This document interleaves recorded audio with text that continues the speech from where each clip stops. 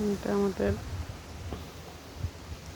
সরিষা গাছ, মূলা গাছ, এটা স্পিনাচ,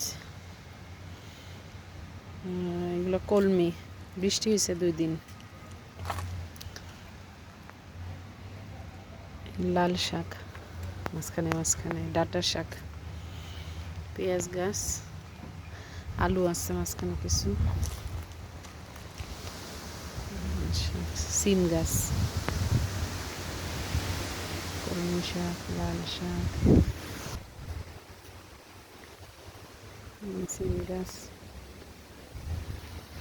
লাল শাক, ধনিয়া পাতা গাছ, এই ধনিয়া হয়েছে মাশাআল্লাহ, মরিচ গাছ, আলু শাক, লাল শাক, ধনিয়া শাক আছে, মেথি শাক, আর এটা বোত্তা শাক, এটা টমেটো,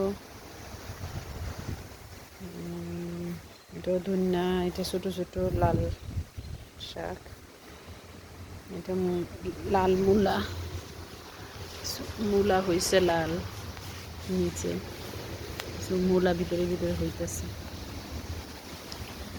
এটা হইতেছে জুকুনি বলে, জুকুনি,